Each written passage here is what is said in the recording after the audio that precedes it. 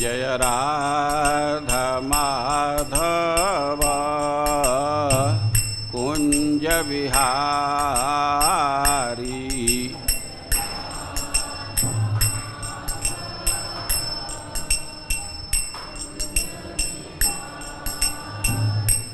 जय राधा माधव कुंज बिहारी।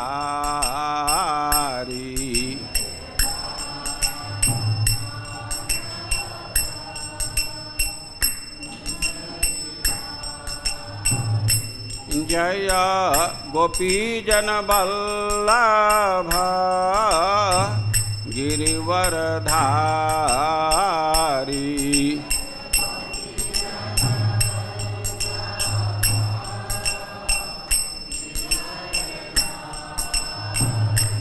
जय गोपीजन वल्लभ गिरिवरधारी।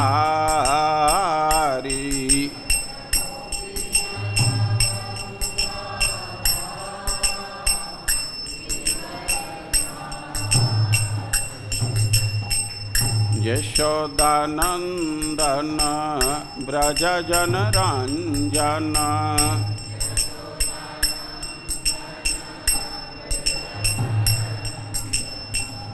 यशोदानंदन ब्रज जन रंजन।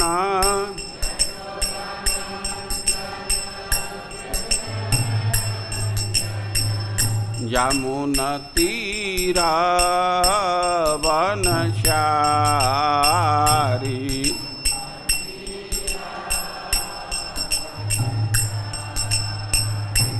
जय राधा माधव कुंज बिहारी।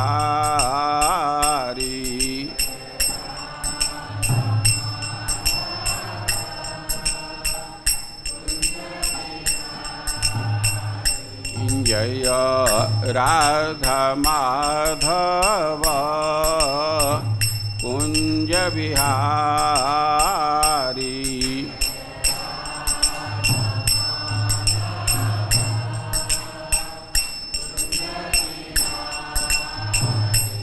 जय गोपीजन वल्लभ गिरिवरधारी।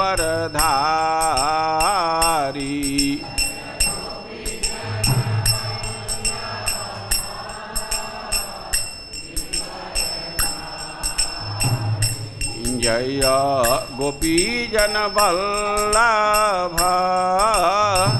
गिरिवरधारी।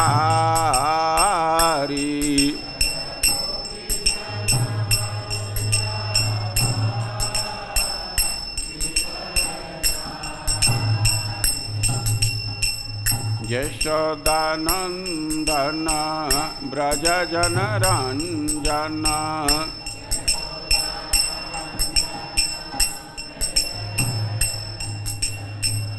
यशोदानंदन ब्रज जन रंजन।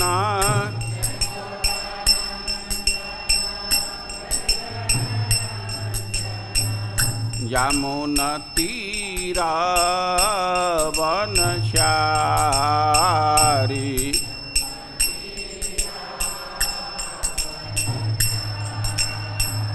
यमुना तीरा वनचारी।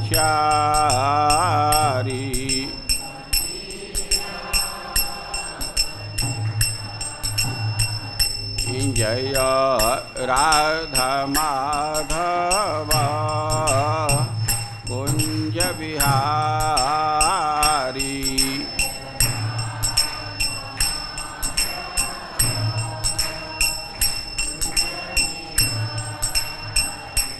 जय राधा माधव कुंज बिहारी।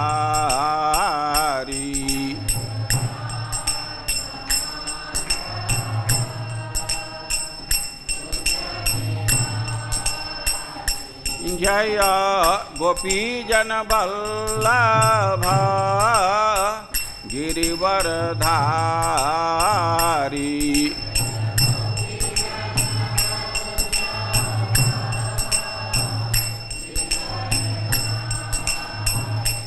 जय गोपीजन वल्लभ गिरिवरधारी।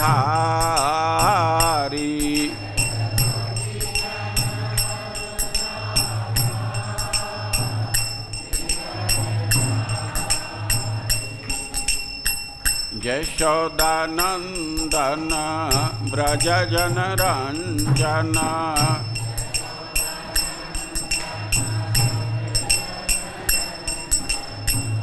यशोदानंदन ब्रज जन रंजन।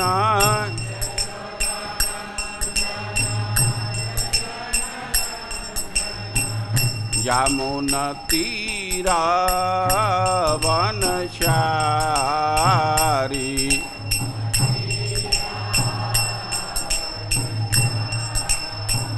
यमुना तीरा वनचारी।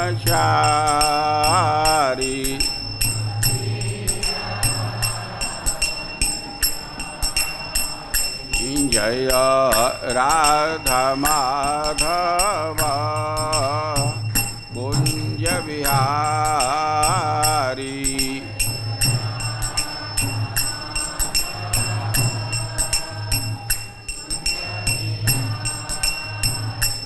हरे कृष्ण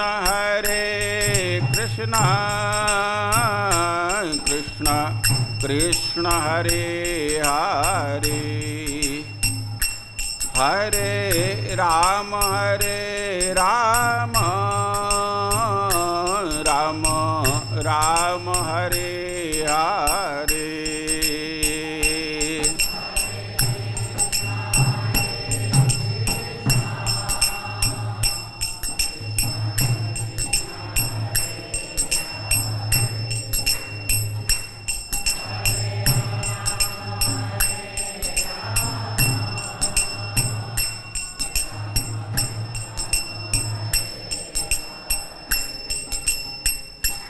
हरे कृष्ण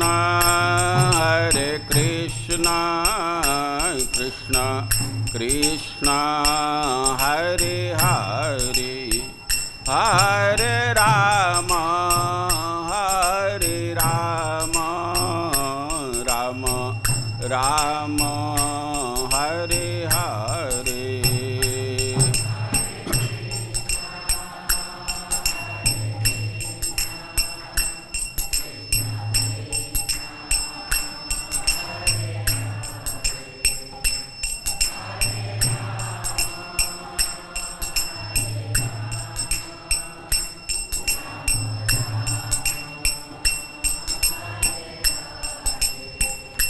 जय राधा श्याम सुंदर राधा श्याम सुंदर राधे।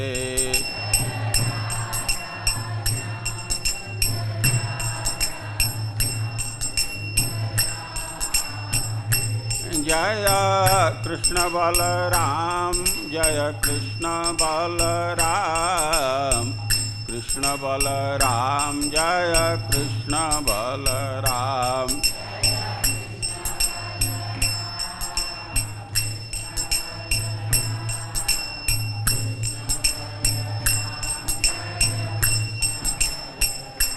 जय गौरनिताय जय गौरनिताय गौरनिताय जय गौरनिताय।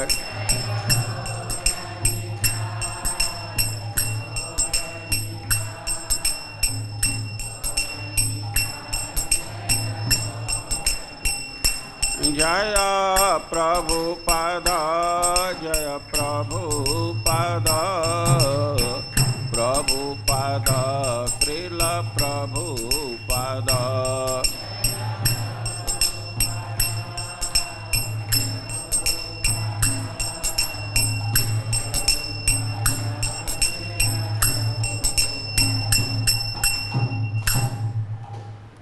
जय ओम विष्णुपाद परमहंस परिव्राजकाचार्य अष्टोत्तर सत श्री श्रीमद एसी भक्ति वेदांत स्वामी श्रील प्रभुपाद की अनंत कोटि वैष्णव वृंद की नामाचार्य श्रील हरिदास ठाकुर की श्री कृष्ण चैतन्य प्रभु नित्यानंद श्री अद्वैत गदाधर शिवासदि गौर भक्त वृंद की, श्री श्री राधा कृष्ण गोप गोपीनाथ श्याम कुंड राधा कुंड गिरी गोवर्धन की, श्री वृंदावन धाम की, श्री मथुरा धाम की, मायापुर नवदीप धाम की, पुरुषोत्तम क्षेत्र जगन्नाथपुरी धाम की, गंगा माई की, यमुना माई की, श्रीमती भक्ति देवी की, श्रीमती तुलसी देवी की, हरिनाम संकीर्तन की, समवेत भक्त वृंद की, श्री श्री कृष्ण बलराम की, श्री श्री राधा श्याम सुंदर की, श्री श्री निताई गौर सुंदर की, श्री श्री गुरु एवं गौरांग की।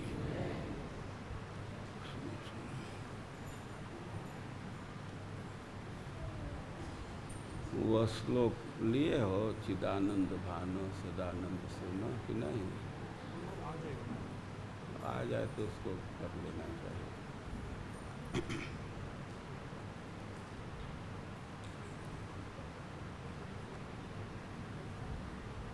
मध्य लीला के 3रे अध्याय में होगा।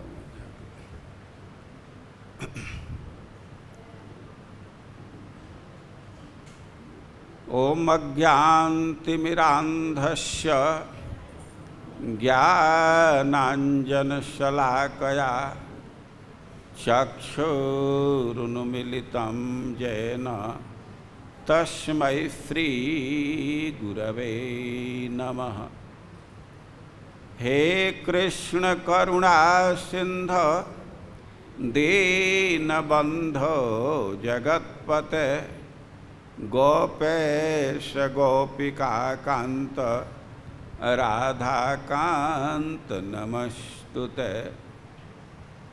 जयतां सुरतोर्पंगोर मम मंदमतिर्गति मत सर्वस्वपदाम्भोज राधा मदन मोहनौ। तप्त कांचन गौरांगी राधे वृंदावनेश्वरी वृषभानुसुते देवी प्रणमामि हरिप्रिये। नमो महावदान्याय कृष्ण प्रेम प्रदायते कृष्णाय कृष्ण चैतन्य नाम्ने गौरत्विषे नमः। श्री चैतन्य मनोभीष्टं स्थापितं येन भूतले सोऽयं रूपः कदा मह्यं ददाति स्वपदान्तिकम्। वैराग्ययुगभक्तिरसं प्रयत्नै अपाययन्मां मनभीप्सुमन्धं कृपां बुधिर्यः परदुःखदुःखी सनातनं तं प्रभुमाश्रयामि।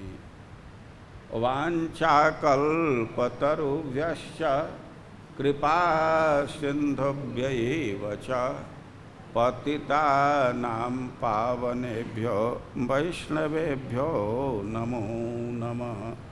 जय श्री कृष्ण चैतन्य प्रभु नित्यानंद श्री अद्वैत गदाधर श्रीवासादि गौर भक्तवृंद। हरे कृष्णा कृष्ण कृष्ण हरे हरे, हरे राम राम राम हरे हरे। हरे कृष्णा कृष्ण कृष्ण हरे हरे, हरे राम राम राम।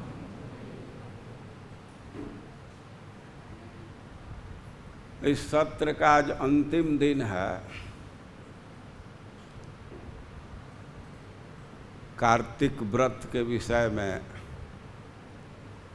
बोलने को दिया गया था, तो मैं प्रथम दिन ही जो मुख्य बात है उसको बोल चुका हूँ।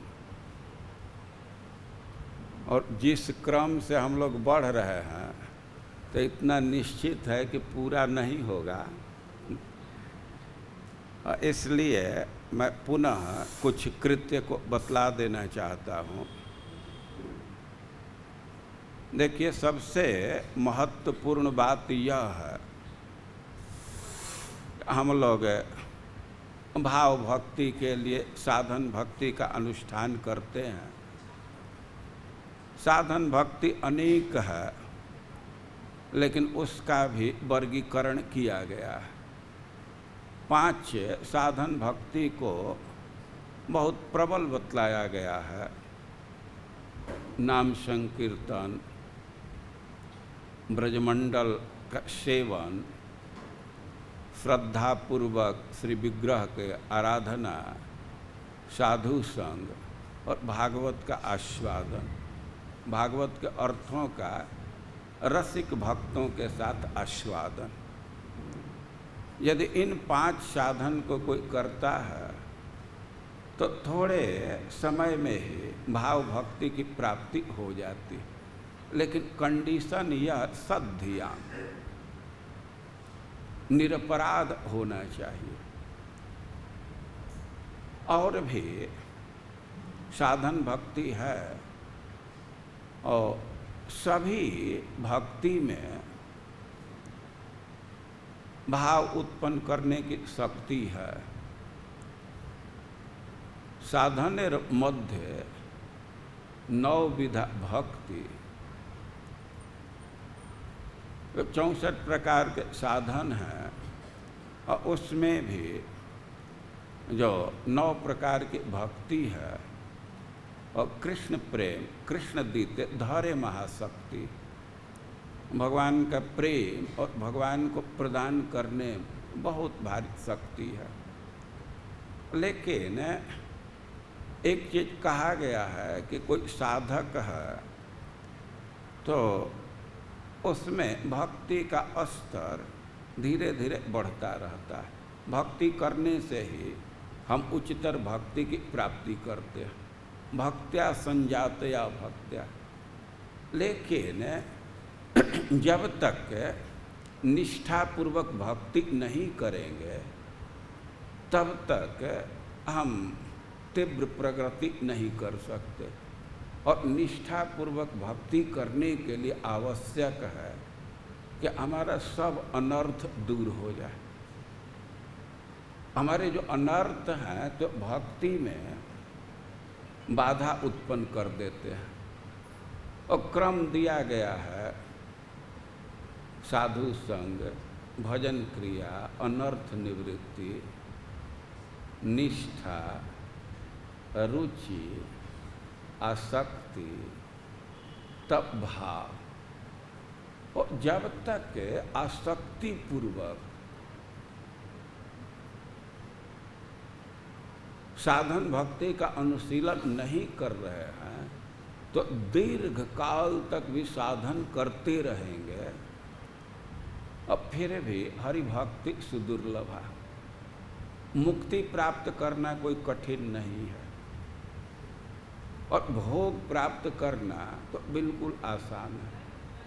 और कई एक साधन से ये सब प्राप्त हो जाता है। ज्ञानतः सुलभा मुक्ति, ज्ञान का अनुशीलन करने से मुक्ति की प्राप्ति हो जाती है।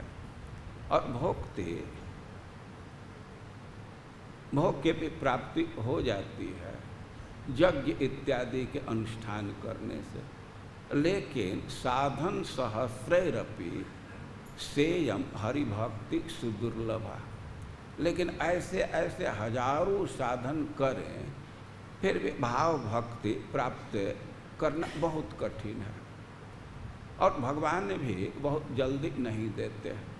लेकिन जो व्यक्ति कार्तिक में भक्ति का अनुष्ठान करता है, कार्तिक व्रत करता है और खास करके ब्रजमंडल का योग हो जाता है, ब्रज में रह करके कार्तिक व्रत का पालन करता है, तो थोड़ा भी साधन करने से उससे भाव भक्ति की प्राप्ति हो जाती है।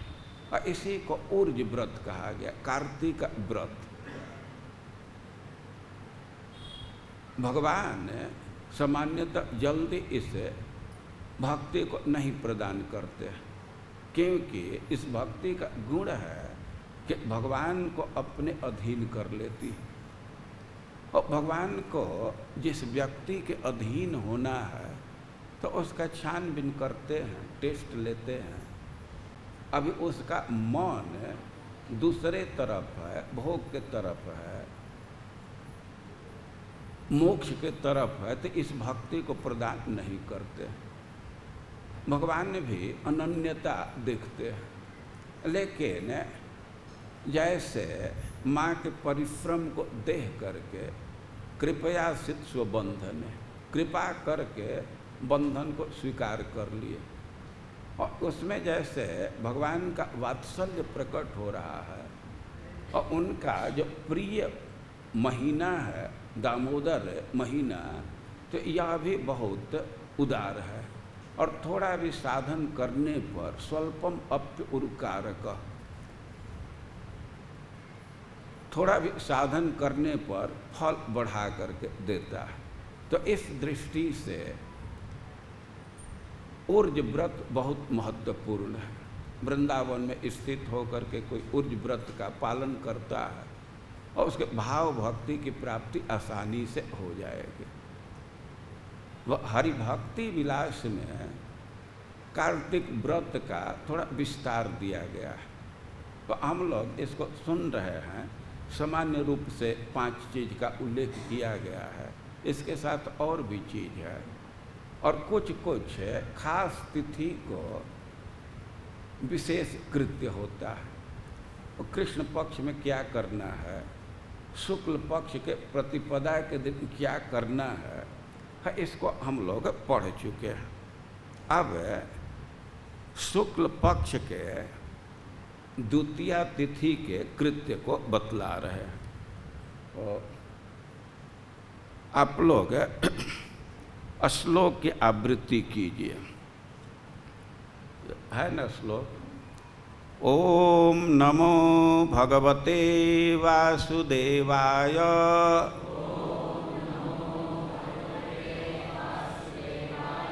ओम नमो भगवते वासुदेवाय,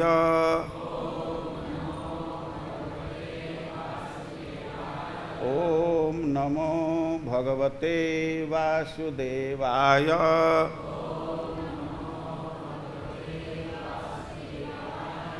ऊर्जे शुक्ल द्वितीयायां मध्याह्ने यमं अर्चयेत् स्नानं कृत्वा भानुजायां यमलोकं न पश्यति। ऊर्जे शुक्ल द्वितीयायां मध्याह्ने यममर्चयेत्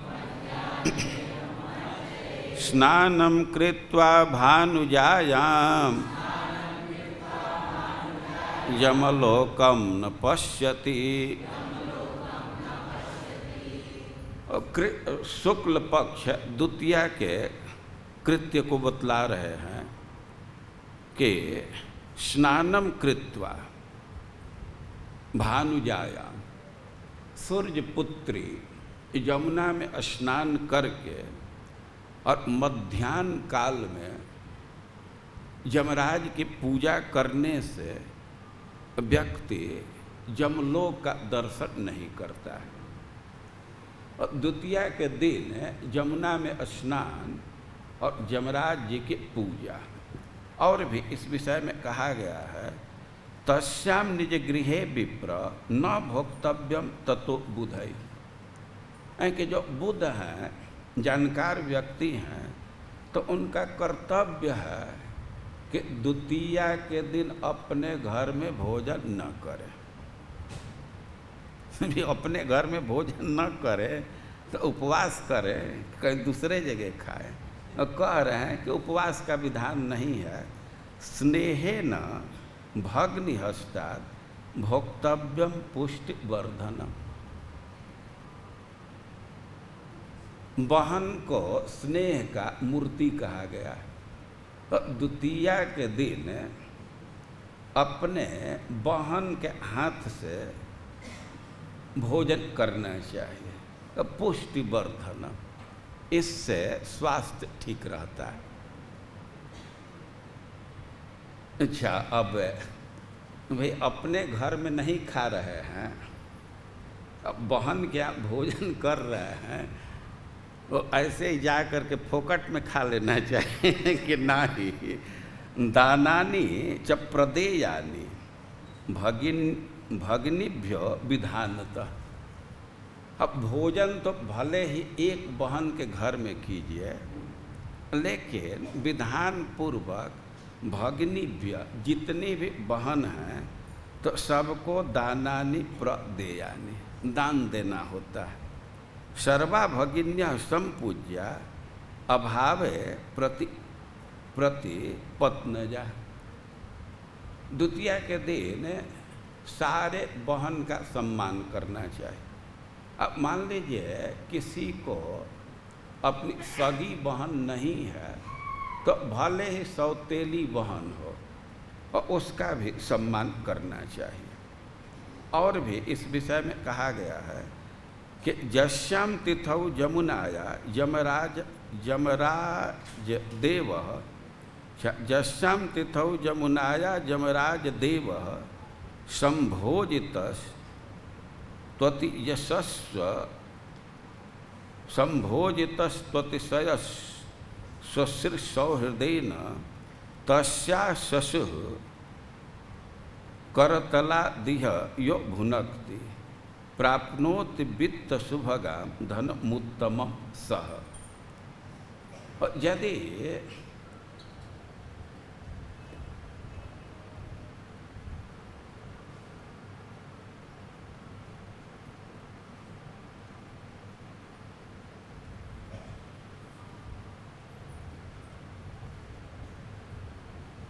अरे के तस्याम तिथौ, उस तिथि को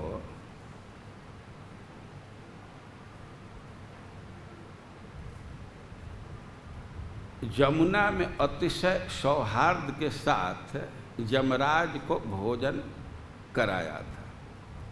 भाई भगनी के बहन के हाथ से क्यों खाते हैं, और इसके पीछे कारण दे रहे हैं कि जश्याम तिथु यमुनाया यमराज देव संभोजित। उस दिन यमुना जी अपने भाई यमराज को भोजन कराई थी बहुत स्नेह के साथ।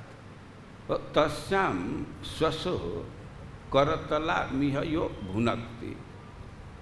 कह रहे हैं कि जो व्यक्ति, जो बहन उस दिन भोजन कराती है, या जो व्यक्ति भोजन के बहन के हाथ से भोजन करता है, तो प्राप्नोति वित्तमुत्तमं धनमुत्तमं सह, कि उसको बहुत बहुत धन की प्राप्ति होती है, बहुत सारे संसाधन उसको प्राप्त हो जाता है। जो बहन के यहाँ भोजन करता है और उसको दान दक्षिणा करता है, तो यह नहीं समझना चाहिए कि बहुत घाटा चला गया। अपने पत्नी को, अपने पुत्र को, अपने पुत्री को तो व्यक्ति देता रहता है, लेकिन अब बहन को देने में तो अब सोचने लगता है। जब तक विवाह नहीं है और तब तक तो बहन से बहुत स्नेह होता है, लेकिन अब विवाह हुआ, बाल बच्चे हो गए, तो स्नेह है, लेकिन अब देने में एक बार कुछ सोचना पड़ता है।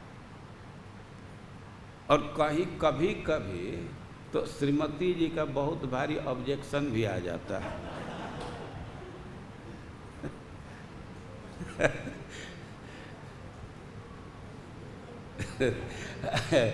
भक्त लोग अपनी स्थिति सुनाते हैं, बहन के लिए कुछ देना है तो कोशिश करते हैं कि पत्नी को पता न चले। लेकिन जब द्वितीया के दिन बहन को संतुष्ट करते हैं, उसको दान देते हैं, तो उसका बहुत भारी लाभ मिलता है कि घर में समृद्धि रहती है, सब संसाधन आ जाते हैं, धन की प्राप्ति होती है। और इसलिए यह कृत्य महत्वपूर्ण है। तो द्वितीया का ये कृत्य है।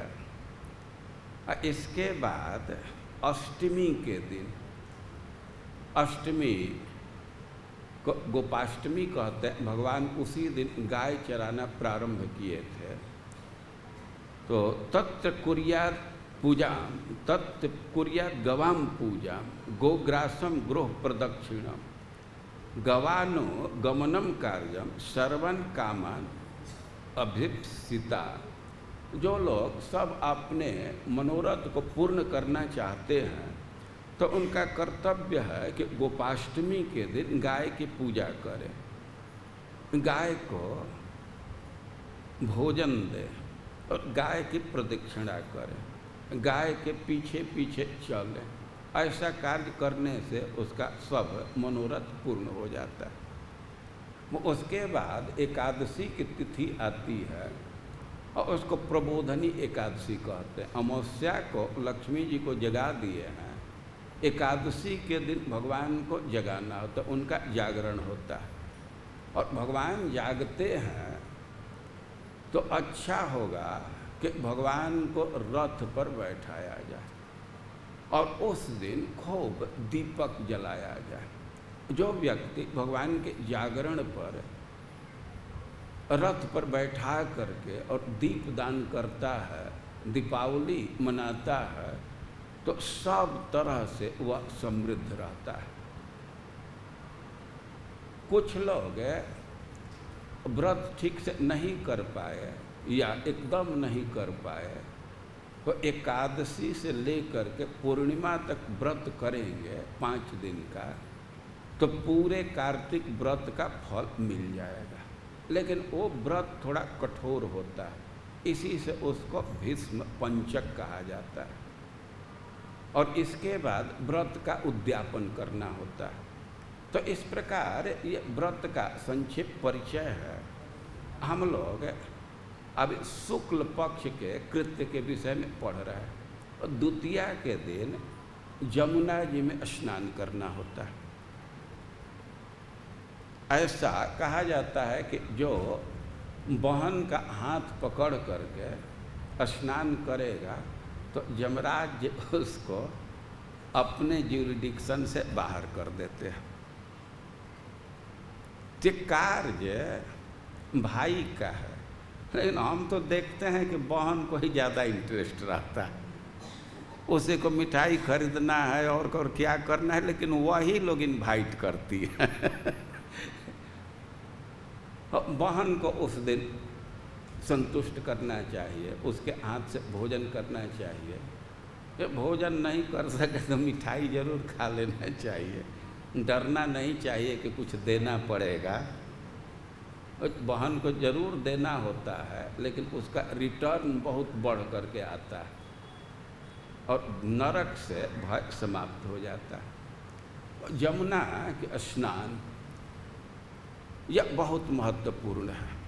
खास करके जो ब्रज में हैं, यमुना जी के नज़दीक हैं, तो उनको जरूर स्नान करना चाहिए। यमुना जी कोई साधारण नदी नहीं है। इस ब्रज में भगवान के 2 प्रिय भक्त हैं। अनेक भक्त हैं, लेकिन 2 प्रिय ऐसे भक्त हैं जो हमारे किसी मनोरथ को पूर्ण करने में सक्षम हैं। वे हैं गिरिराज जी और यमुना जी।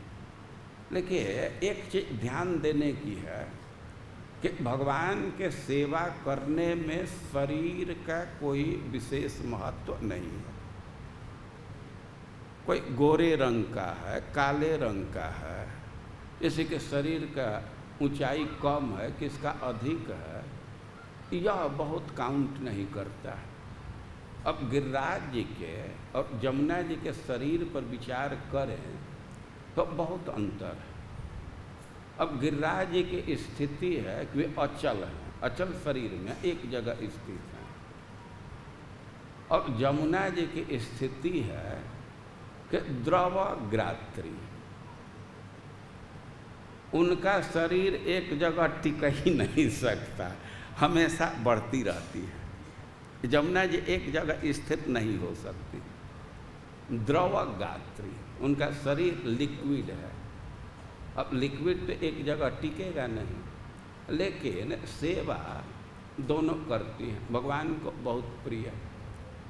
चैतन्य महाप्रभु जब संन्यास लेकर के चले और नित्यानंद प्रभु के सामने एक समस्या थी कि सची माता का प्राण की रक्षा कैसे किया जाए। चैतन्य महाप्रभु संन्यास लिए और अपने संकल्प को दोहरा रहे थे, बार बार भिक्षु गीत का श्लोक बोल रहे थे, अपना संकल्प जगा रहे थे कि मैं तो संन्यास ले लिया, वृंदावन गया, मैं वृंदावन जाऊंगा और निभृत बसिया, एकांत में रह करके मुकुंद का सेवन करूंगा और माया को पार कर जाऊंगा। लेकिन अब नित्यानंद प्रभु यह अनुभव कर रहे थे कि जब तक एक बार सच्ची माता से भेंट नहीं हो जाती तो सच्ची माता जीवित नहीं रह पाएंगे। चैतन्य महाप्रभु तो प्रेम के उद्रेक में थे, उनको उत्तर दक्षिण पूरब पश्चिम रात दिन इसका कुछ ज्ञान ही नहीं था। वे वृंदावन जाना चाहते थे। नित्यानंद प्रभु एक जुक्ति लगाए कि इनको किसी तरह इसी क्षेत्र में रोकना चाहिए। तो वे चरवाहों को कहे कि सन्यासी वृंदावन का रास्ता पूछेगा तो यही रास्ता तुम लोग बतला देना। चैतन्य महाप्रभु जब गायों को देखे, चरवाहों को देखे, तो उनका प्रेम और उच्छलित हो गया और चरवाहों से पूछे कि वृंदावन का रास्ता कौन जाएगा। चरवाहे कह दिए कि यही रास्ता सीधे पकड़ करके चले जाइए, और वह तो शांतिपुर का रास्ता था। पीछे पीछे चैतन्य महाप्रभु जा रहे हैं। जब वहाँ गंगा जी को देखे, चैतन्य महाप्रभु के पीछे पीछे नित्यानंद प्रभु जा रहे हैं। जब चैतन्य महाप्रभु गंगा जी को देखे तो उनको लगा कि हम यमुना के नज़दीक पहुँच जाए, अब वृंदावन के नज़दीक पहुँच जाए। और तब तक नित्यानंद प्रभु सामने आ गए। अब नित्यानंद प्रभु सामने आए और चैतन्य महाप्रभु पूछे कि तुम कैसे आ गया, तुमको ये कैसे पता चल गया कि मैं वृंदावन में हूँ। और नित्यानंद प्रभु कहे कि अरे जहाँ हैं वही वृंदावन है, हम तो आ गए। तो अब ये पूछे कि कहाँ वृंदावन है। नित्यानंद प्रभु कहे कि वृंदावन तो पहुँच गए हैं, ये देखिए सामने यमुना जी हैं। अब ज्यों ही यमुना को देखे चैतन्य महाप्रभु, तो वे यमुना जी की स्तुति करने लगे, उनके प्रार्थना किए और यमुना में कूद गए, स्नान करने लगे। चैतन्य महाप्रभु तो भाव विभोर थे, लेकिन नित्यानंद प्रभु उनको अद्वैताचार्य के घर ले जाना चाहते थे। वो अद्वैताचार्य को पहले से कह चुके थे कि आप एक नौका लेकर के तैयार रहिएगा। चैतन्य महाप्रभु के पास कोई वस्त्र नहीं था, तो यह भी कहे थे कि कोई नूतन वस्त्र लेकर के आइएगा, क्योंकि चैतन्य महाप्रभु जो पहने थे तो पहने पहने यमुना जी में कूद गए, वस्त्र भींग गया था। तो ऐसे नित्यानंद प्रभु तो एक तरह से कहा जाए तो झूठ ही बोले और एक तरह से कहा जाए तो झूठ नहीं बोले। जब अद्वैताचार्य आ गए तो चैतन्य महाप्रभु कहने लगे नित्यानंद से कि तुम हमारे साथ छल कर दिया। एक गंगा जी को दिखा करके और कहा कि जमुना में स्नान कीजिए, तुम झूठ बोला। नित्यानंद प्रभु कहे कि ना, झूठ तो नहीं बोला हूँ। और इलाहा प्रयागराज के बाद तो जमुना और गंगा एक साथ ही आ जाती है ना। तो एक साइड से गंगा जी बह रही है, एक साइड से जमुना जी बह रही है, तो हम तो झूठ तो नहीं बोले। जो हो चैतन्य महाप्रभु जमुना जी को प्रणाम कर रहे हैं, उनसे प्रार्थना कर रहे हैं। तो श्लोक है आपके सामने, श्लोक को आप लोग पीछे से बोलिए। चिदानंद भानो सदानंद सूनो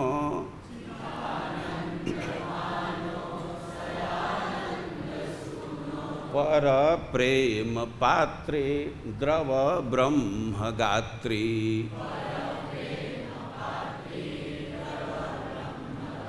अघानां लवत्रे जगत क्षेम धात्री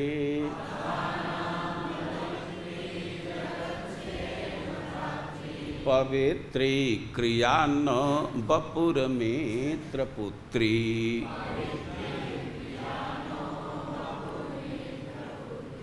चिदानंद भानः सदानंद सूनः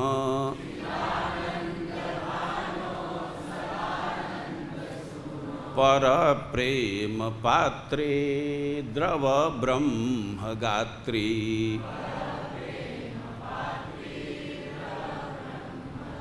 अघानां लवत्रे जगत क्षेम धात्री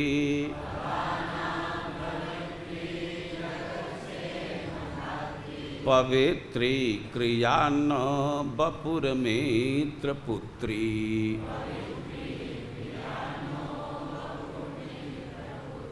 और चैतन्य महाप्रभु प्रार्थना कर रहे हैं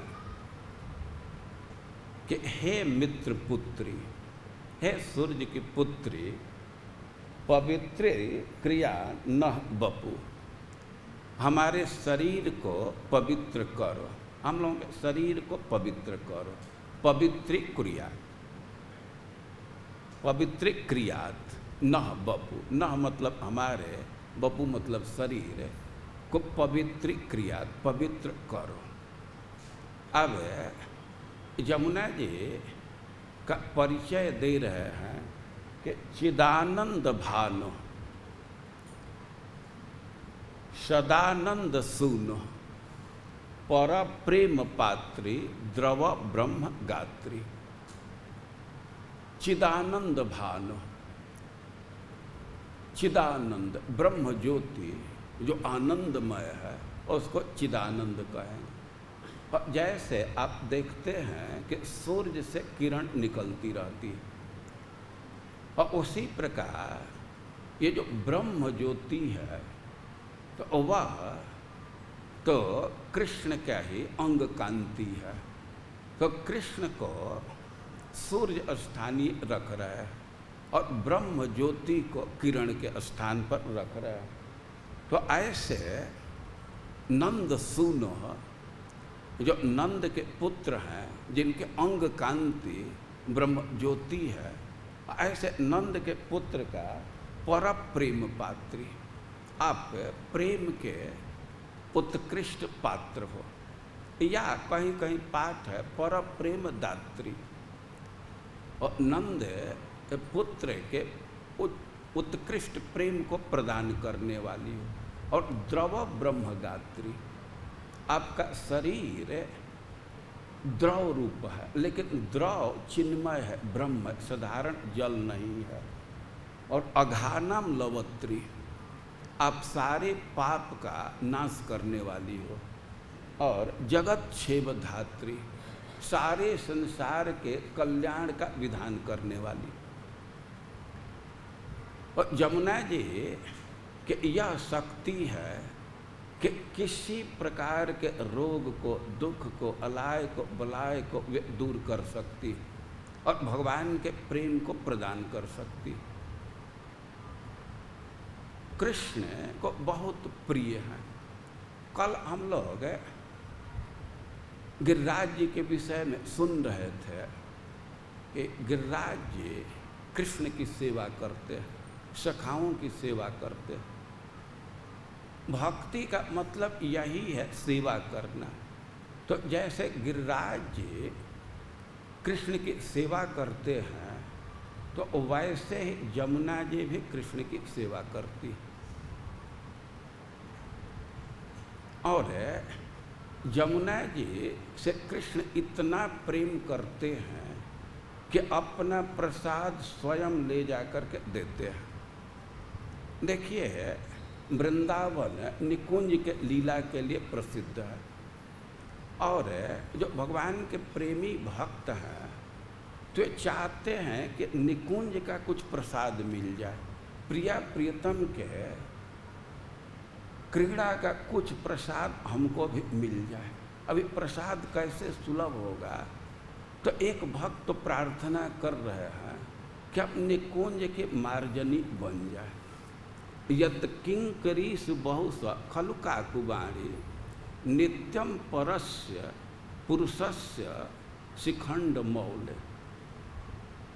तस्या कदा रसनिधे वृषभानुजाया तत्केल कुंज भवनांगण मार्जनी श्याम। प्रार्थना कर रहे हैं क्या रे, जिसके किंकरी से, जिसके दासियों से कृष्ण नित्य प्रार्थना करते रहते हैं, बहुत कातर प्रार्थना करते रहते हैं। यत किंकरी सुबहुस खलु काकुबाणी। श्रीमती राधा रानी कृष्ण से प्रेम करती हैं, कृष्ण उनके साथ विहार करते हैं, लेकिन राधा रानी के साथ विहार करना कृष्ण के लिए बहुत आसान नहीं है। राधा रानी का ऐसा प्रेम है कि अधिकांश समय तो रूठी रहती है। यह उनके प्रेम का स्वभाव है। प्रेम का स्वभाव ही है कि उसकी गति सीधी नहीं होती है। अहेरेव प्रेमड़ा स्वभाव कुटिला भवे। जैसे सांप है तो सीधा नहीं चलता, टेढ़ा चलेगा ही, तो वैसे ही प्रेम के भी यही गति है, वह बिल्कुल सीधा नहीं चलता। कोई एक उदाहरण दिया गया है, नदी ना, अहीना, बधूना। नदी का रास्ता बिल्कुल सीधा नहीं होता है, वो टेढ़ा मेढ़ा देखते हैं। नहर देखेंगे कोई तो एकदम सीधा है, और नदी वैसा सीधा नहीं देखते। और अहीना, सांप तो सीधा घोड़े जैसा नहीं दौड़ेगा, वो टेढ़ा चलता है। और बधूना, जो बधू है, नया नया विवाह हुआ है, तो पति के साथ उसका व्यवहार एक रस नहीं होता है, कभी हंसती है तो कभी रूठ जाती है। तो ऐसे ही प्रेम का स्वभाव होता है। और राधा रानी तो अधिकांश समय मान ही किया रहती है। मुहुर्पचित वक्रिमा पिशुद्ध, उसमें बहुत कुटिलता है लेकिन फिर भी शुद्ध है। अब कृष्ण राधा रानी को मनाना चाहते हैं, वो बहुत बहुत प्रयास करते हैं, बहुत अन्याय विनय करते हैं, लेकिन राधा रानी कुछ सुनती नहीं है। तब अब सखियों से प्रार्थना करने लगते हैं, हाथ जोड़ करके तुम लोग कुछ उपाय बतलाओ, कैसे राधा रानी को मना सकती। या कभी कभी उनके सेवा के लिए भी बहुत बहुत प्रार्थना करते रहते हैं। तो यत् किंकरीषु बहुशः काकुबाणी नित्यम परस्य पुरुषस्य शिखंड मौल। वो भगवान का पोजीशन है, कृष्ण का पोजीशन है, वे नित्य पुरुष हैं, वे परम पुरुष हैं, लेकिन वे भी प्रार्थना करते रहते हैं। तो तस्या रसनिधे वृषभानुजाया, उस राधा रानी के जो रस के भंडार हैं, तत्केली कुंज भवनांगन मार्जनी श्याम। जो राधा रानी का केली कुंज है उसको कह रहे हैं कि भवन। ये कुंज है तो लता से बना होता है। कुंज मतलब अधिकांश दीवार लता का है, छत लता का है, लेकिन उसको भवन कहते हैं इस अर्थ में कि भले ही लता का दीवार है, लता का छत है, लेकिन उसमें सुविधा सब होती है। उसमें रत्न होते हैं, उसी से प्रकाश निकलता है, और बर्तन भी बहुत अच्छे अच्छे होते हैं। तो इस अर्थ में उसको भवन कहा गया है। तो कह रहे हैं कि तत्केली कुंज भवनांगन मार्जनी श्याम।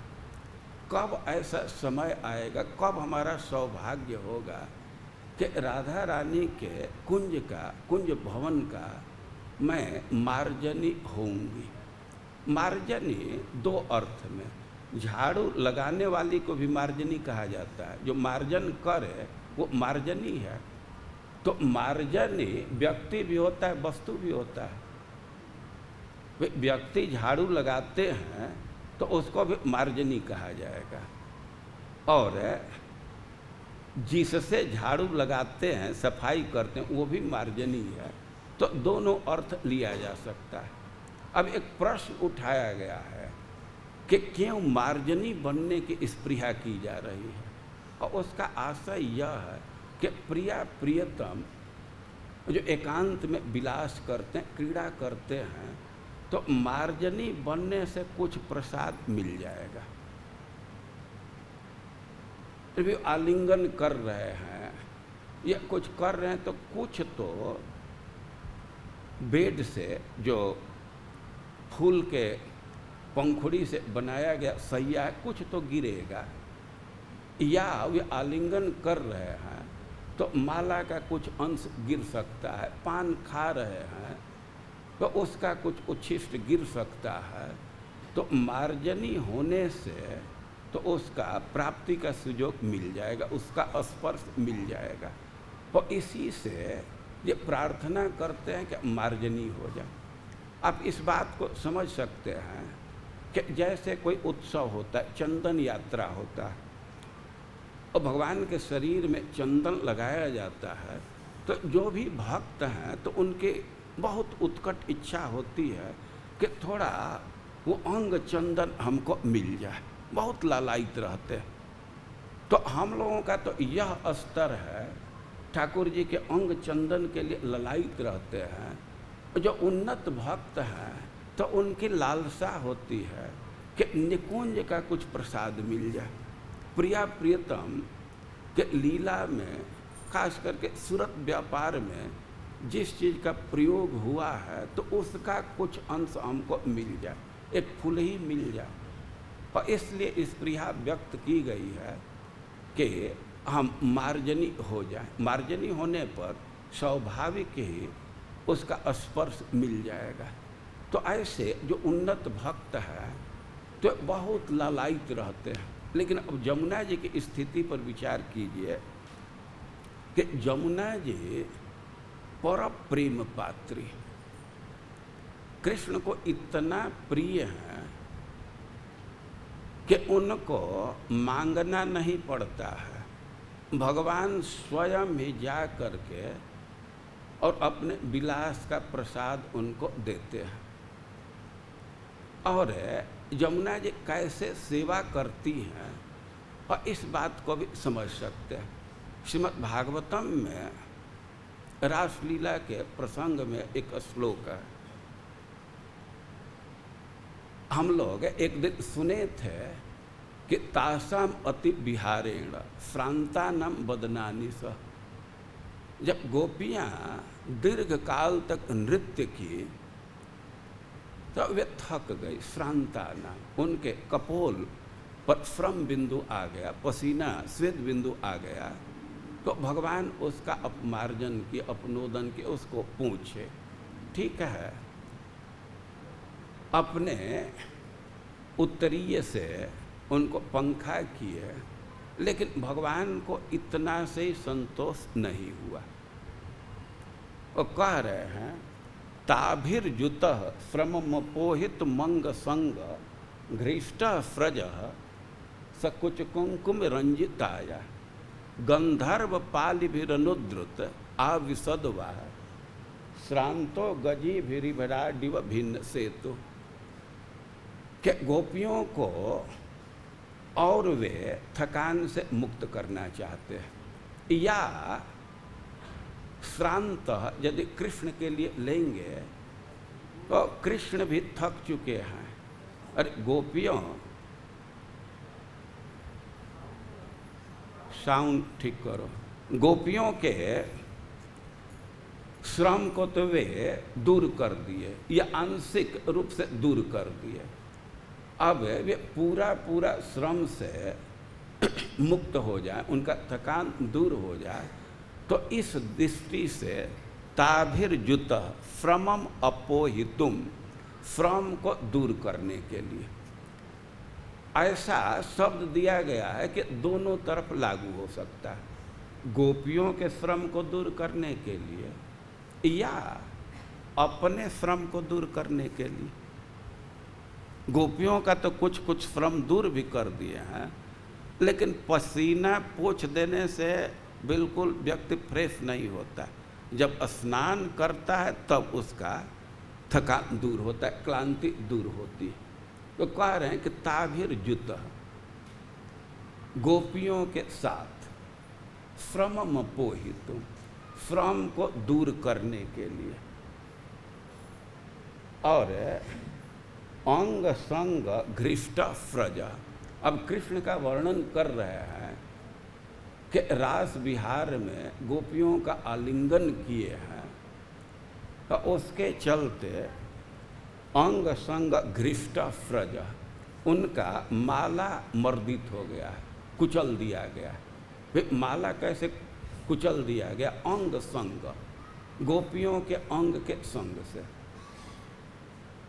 गोपियों का आलिंगन कर रहे हैं, गोपियों का स्तन कठोर है, तो अब उससे लग करके माला मर्दित हो रहा है, घृष्ट फ्रज।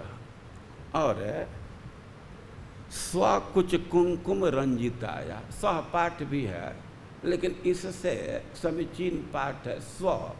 स्व मतलब विलक्षण। अब उसके समान कोई दूसरा न हो, तो उस अर्थ में स्व का।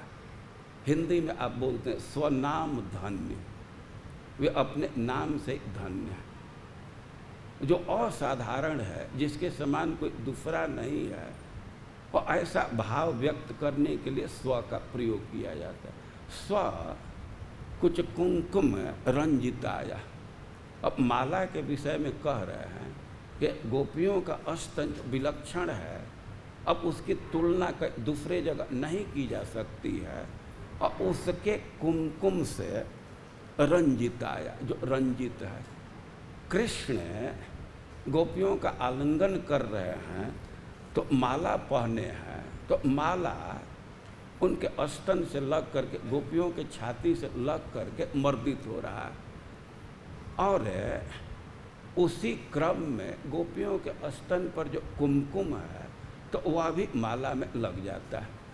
तो ऐसे तो गोपियाँ कृष्ण को माला पहनाई हैं, तो अपने आप में बिल्कुल ताज़ा ताज़ा फूल है और बहुत सुगंधित है, और ऊपर से गोपियों के शरीर का स्पर्श हुआ, तो गोपियों के शरीर का भी गंध उसमें आ गया। अब कुमकुम का उससे स्पर्श हुआ, कुमकुम लग गया, तो और भी गंध उसमें बढ़ गया। और जब इतना गंध से युक्त माला है, तो स्वाभाविक गंधर्व पाली, गंधर्व पा अली भी अनुद्रुत। अब तो भौरे गंध के लोभी होते हैं। कृष्ण के गले में ऐसा माला है कि गोपियों के अंगरांग का गंध है, कुमकुम का गंध है। तो गंधर्व पा, जो गंधर्व के पति हैं, पालन करने वाले हैं, जो श्रेष्ठ गायक हैं, गायकों में श्रेष्ठ हैं, और वैसी अलियाँ पीछे पीछे कृष्ण के लग गई। कृष्ण के गले में माला है तो भौरे गुनगुनाते हुए उनका पीछा कर रहे हैं। तो ऐसे कृष्ण आविशद वाह, वे जल में प्रवेश किए। वाह मतलब जल। अब उदाहरण दे रहे हैं कि श्रांतो गजी भिरिभिराडिव भिन्न सेतु, जैसे कोई थका हुआ हाथी है और जल में प्रवेश करता है हथिनियों के समान, हथिनियों के साथ। कोई मतवाला हाथी है, बहुत थक गया है, तो वह प्रवेश करता है तो तट को भी तोड़ देता है। और उसी प्रकार कृष्ण ताभिर्जुत गोपियों के साथ प्रवेश कर रहे हैं जमुना जी में, तो कह रहे हैं कि भिन्न सेतु। अब जमुना जी में प्रवेश किए तो लोक के मर्यादा को, शास्त्र के मर्यादा को भी तोड़ दिए। कृष्ण कोई मर्यादा पुरुषोत्तम नहीं है, लीला पुरुषोत्तम है। लीला के आवेश में किसी भी मर्यादा का हनन कर देते। और भिन्न सेतु, जब भगवान जमुना जी में जाते हैं तो अपने से अपना माला उतार करके जमुना जी को देते हैं। यह है जमुना जी का सौभाग्य। जिस माला का एक अंश मिल जाए उसके लिए बड़े बड़े भक्त प्रार्थना करते हैं कि ऐसा कुछ सुयोग हो जाए, हम मार्जनी बन जाए तो जरूर उसका कुछ अंश मिल जाएगा। और जिस प्रसाद के लिए बड़े बड़े भक्त उत्कंठित रहते हैं, उस प्रसाद को कृष्ण अपने से ले जा करके जमुना जी में डालते हैं, जमुना जी को प्रदान करते हैं। इससे समझ सकते हैं कि जमुना जी कितना प्रिय है कृष्ण को।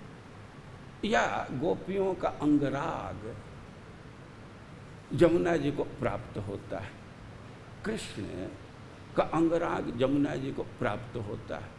और इस दृष्टि से जमुना जी बहुत सौभाग्यशाली, पर प्रेम पात्री, कृष्ण के अतिशय प्रिय हैं। और वे दूसरे को भी प्रेम देने में सक्षम है, और प्रेम भी देती हैं।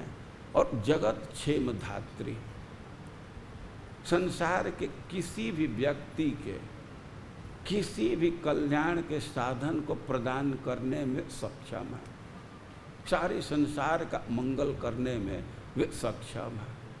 और जमुना जी में कृष्ण जाते हैं तो वहाँ जमुना जी को अपना प्रसाद देते हैं।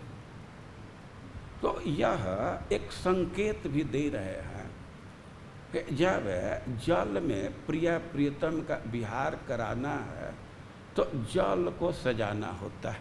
आज भी हम परंपरा देखते हैं कि नौका विहार है तो पूरे आंगन को, पूरे जलाशय को जल से, फूल से सजा देते हैं। तो भगवान के द्वारा ही प्रवर्तन किया गया है। वे जमुना जी को पहले फूल से सजाते हैं, इसके बाद उसमें प्रवेश करते हैं। अब कृष्ण वहाँ प्रवेश करके क्या क्या लीला करते हैं, कैसे गोपियों के साथ विहार करते हैं, तो सुखदेव गोस्वामी तो एक संकेत दे रहे हैं कि जैसे हाथी हथिनियों के साथ विहार करता है, अपने सूंड से पानी छिड़कता है, अपने सूंड से पानी निकाल करके ले करके हथिनियों के सूंड में डालता है, तो यहाँ तो केवल संकेत है। लेकिन चैतन्य महाप्रभु इसका विस्तार से विवरण दिया कि भगवान जमुना जी में प्रवेश करते हैं तो कैसे कैसे लीला करते हैं। देखिए, एक बार की घटना है कि शरद पूर्णिमा के दिन चंद्रमा की किरण सब जगह बिखर रही थी और रास पूर्णिमा का दिन है, तो बहुत सारे भक्त हैं कि उस चांदनी में ही श्रीमद् भागवतम के रास पंचाध्यायी का पाठ करते हैं। कम उम्र में तो आँख की वो क्षमता होती है कि उसी प्रकाश में व्यक्ति पाठ कर लेता है। एक आध बार हम भी किए हैं, या विश्वात्मा है कई एक बार किया है। और कभी कभी पाठ नहीं कर सकते तो ऐसे जिसको याद है बोलता है। और कभी कभी हम देखे हैं कि शरद पूर्णिमा को चल रहे हैं और उसी समय वो रास पंचाध्यायी के श्लोकों का अर्थ करते भी चल रहे हैं। कई एक भक्त ऐसा करते हैं। एक बार हमें भी ऐसा सुयोग मिला है, हम लोग शरद पूर्णिमा के दिन अपने गुरु महाराज के साथ परिक्रमा कर रहे थे और महाराज परिक्रमा प्रारंभ किए तो उसी समय रास पंचाध्यायी के श्लोक को बोल बोल करके और उसका अर्थ करने लगे। तो ये छटिकरा वाले रोड से, मैंने तिराहा से राधा कुंड से प्रारंभ किए और राधा कुंड पर आ करके पूरा रास पंचाध्यायी पूरा हो गया। और उसमें किसी ग्रंथ की आवश्यकता नहीं थी, हम तो ग्रंथ लिए थे, कभी कभी ग्रंथ से भी देखते थे। और ऐसे भगवान पिता रात्रि यहाँ से प्रारंभ किए और एक एक श्लोक को बोलते हुए, हम लोग 5-6 लोग थे, सबको सुनाते हुए और हृदय रोग मास्य पहुनत अचिरेण धीर, तो ये यहाँ तक आकर के पूरा कर दिया। और भक्तों में ऐसा देखा जाता है, चैतन्य महाप्रभु भी शरद पूर्णिमा के दिन रास पंचाध्यायी के श्लोक को बोल करके और उद्यान में घूम रहे थे, दौड़ रहे थे।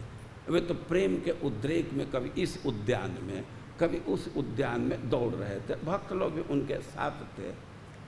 अब उसी क्रम में जब यह श्लोक आया, ताभी युतम श्रमम, छोड़ दो, ताभी युतम श्रमम पोहित मंग संग।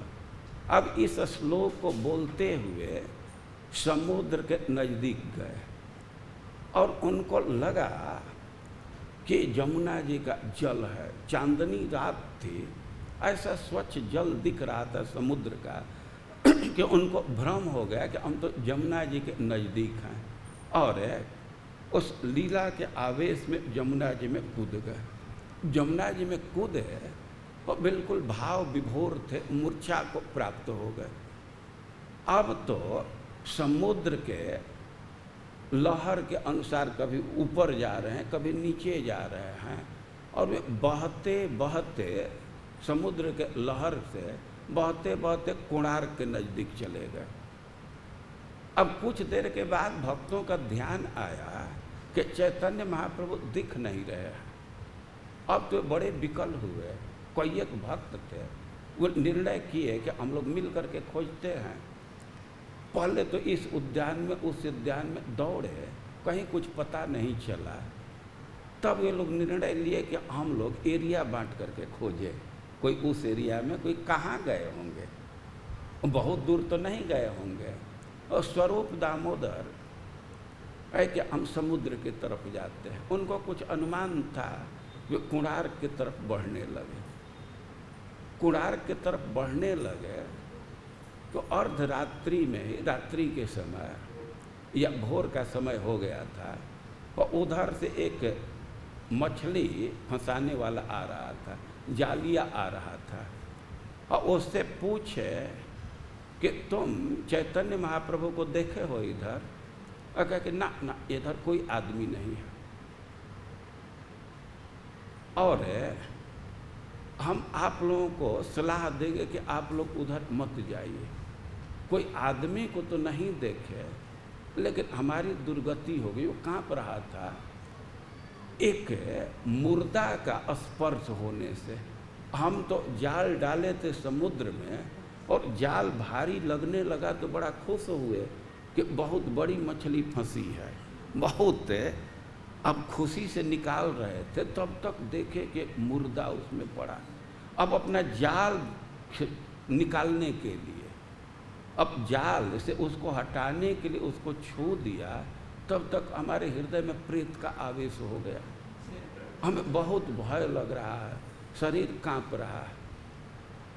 स्वरूप दामोदर कहे कि देखो वो भूत की चिंता मत करो, हम बहुत अच्छा ओझा है, तुम्हारा भूत तो खत्म कर देंगे। और कह को उसकी चिंता मत करो, ऐसे बैठो और उसके माथे पर हाथ रखे और कुछ मंत्र पढ़ने लगे।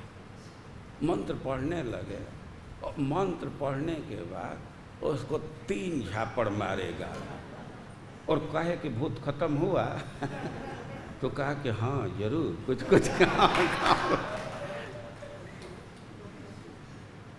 और कहे कि जो आदमी देखे हो जो मुर्दा, तो वही चैतन्य महाप्रभु है। कहे कि ना हम चैतन्य महाप्रभु को पहचानते हैं। अरे वो तो एकदम विकराल था और हमारे साथ ऐसा कभी नहीं हुआ था। हम तो रात बिरात कभी मछली मारते हैं और रात को भी भय नहीं है, भय लगता है, नृसिंह वंदना करते हैं, नृसिंह नृसिंह करने से सब भय दूर हो जाता है। लेकिन आज तो विचित्र घटना कि नृसिंह नाम लेने से चापय दुगुण, ये जो भूत है तो और कचक करके पकड़ता है कि उसकी चिंता मत करो, वही चैतन्य महाप्रभु हैं। प्रेम के आवेश से उनका शरीर विकृत हो गया। तुम एक काम करो कि वहाँ हम लोगों को पहुँचा दो। अब वहाँ जब गए स्वरूप दामोदर जी, तो चैतन्य महाप्रभु तो ऐसे मूर्छा की अवस्था में पड़े थे, शरीर में बालू सटा हुआ था। स्वरूप दामोदर जी सूखा वस्त्र पहनाए और एक बहिर्वास फैला करके उसी पर सुला दिए चैतन्य महाप्रभु को। अब चैतन्य महाप्रभु को सुला दिए और कीर्तन करने लगे। जोर जोर से उनके कान में भक्त लोग कृष्ण कृष्ण बोल रहे थे। जब कई एक बार बोले तब चैतन्य महाप्रभु थोड़ी सी चेतना में आए। वो चेतना में आए और वे बैठ गए। तो कह रहे हैं कि चैतन्य महाप्रभु की तो 3 दशा होती थी। एक तो मूर्छा के अवस्था में है तो कोई उनको कुछ पता ही नहीं चलता था, और कभी कभी अर्ध बाह्य होते थे और उस समय कुछ बोलते थे।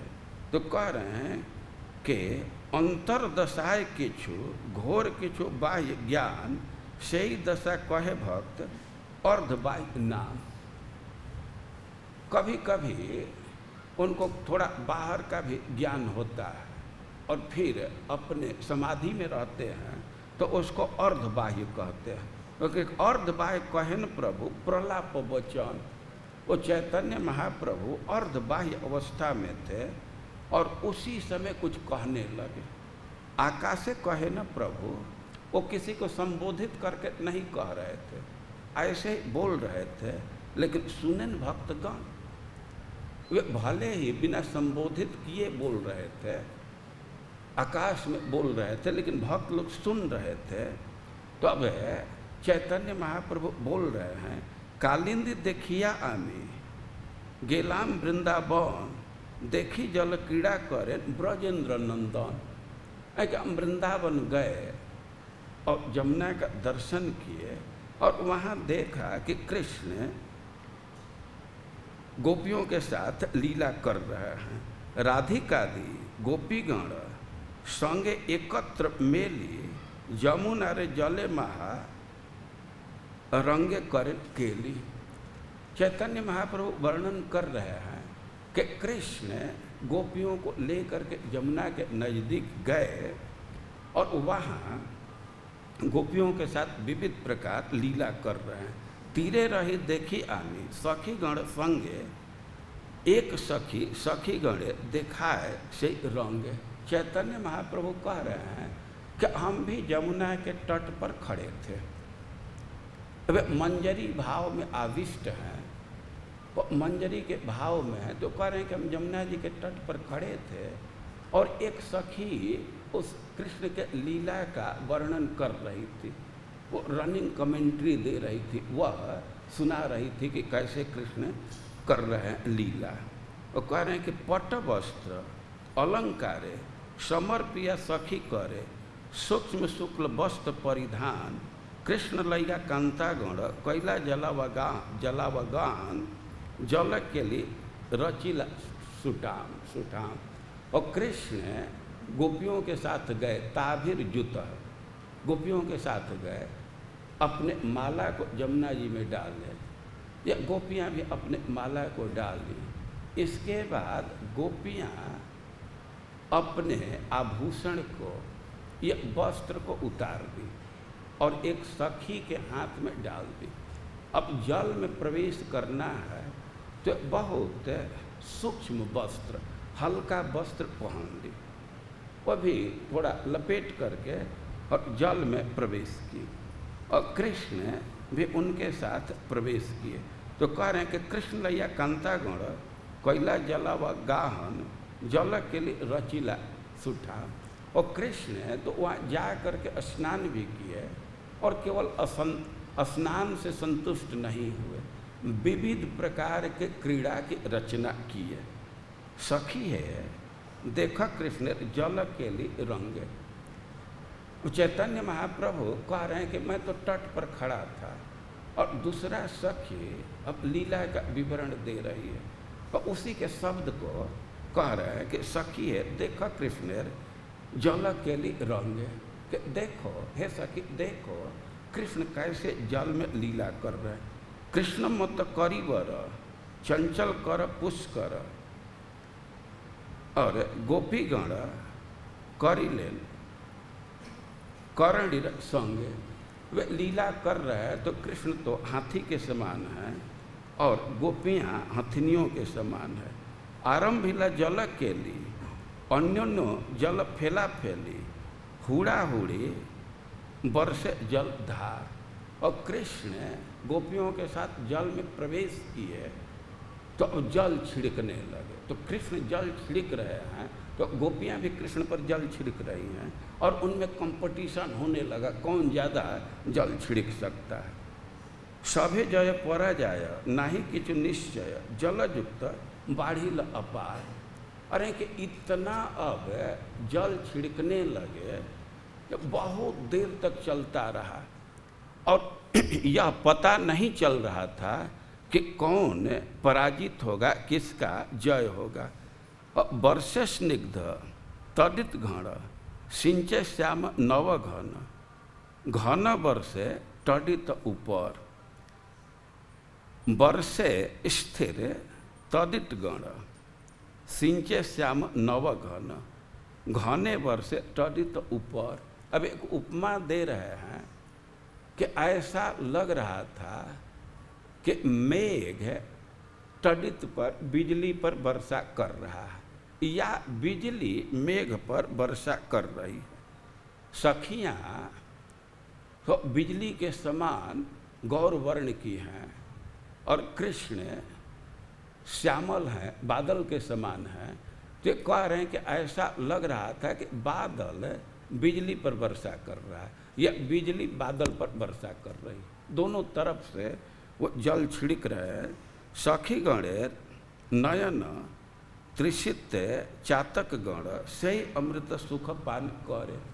और जो तट पर गोपियाँ हैं, मंजरियाँ हैं, तो गोपियों के साथ जो कृष्ण का विहार है तो उसको खूब अच्छा से देख रही हैं। जैसे चकोर चंद्रमा का दर्शन करता वैसे दर्शन कर रही है।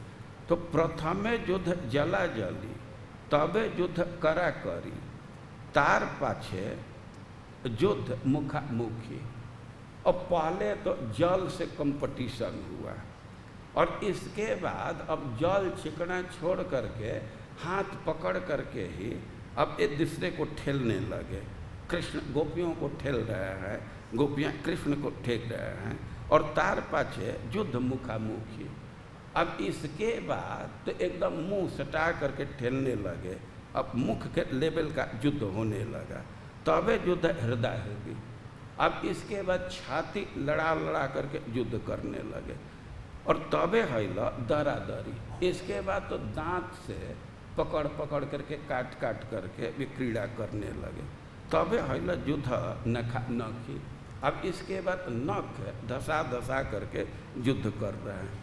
सहस्र करे जल से के, सहस्र नेते गोपी देखे, सहस्र पदे निकट गमन।